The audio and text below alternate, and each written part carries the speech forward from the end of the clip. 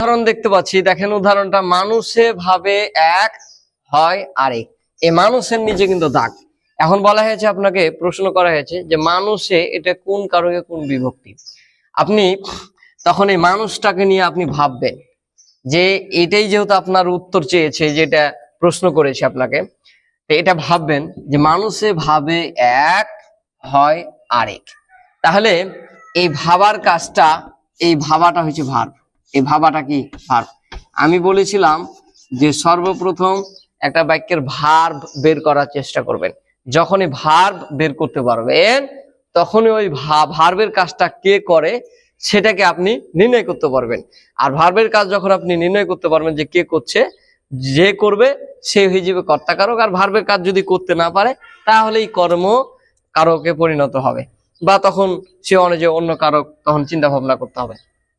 এখানে দেখেন এই ভাবার কাজটা মানুষে কিন্তু করছে।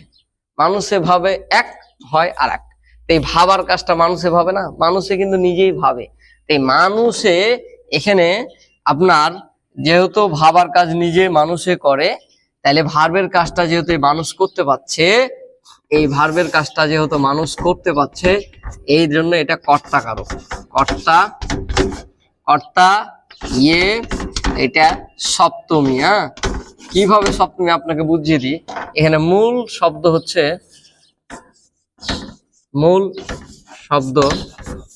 মানুষ, মূল শব্দ মানুষ, কিন্তু যোগ হয়েছে এ সমান একার। আর আমরা জানি যে একার যদি থাকে তাহলে কি অন্তুস্থ এতে, এটা হচ্ছে সপ্তমী বিভক্তির চিহ্ন। সপ্তম বিভক্তির চিহ্ন কি এ। হ্যাঁ, এ অন্তুস্থ এতে, এই যে এ অন্তুস্থ এতে। হ্যাঁ, অন্তুস্থ এতে, এই যে এতে অন্তুস্থ এতে, এ অন্তুস্থ এতে, এখানে এ অন্তুস্থ অতে। ঠিক আছে, তাহলে দেখেন এটা হচ্ছে সপ্তমী বিভক্তি, যার কারণে মানুষে এটা হচ্ছে কর্তায়ে সপ্তমী। আশা করি বুঝতে পেরেছেন। তো প্রিয় ভিউয়ার্স, কয় মিনিট হয়েছে? আচ্ছা।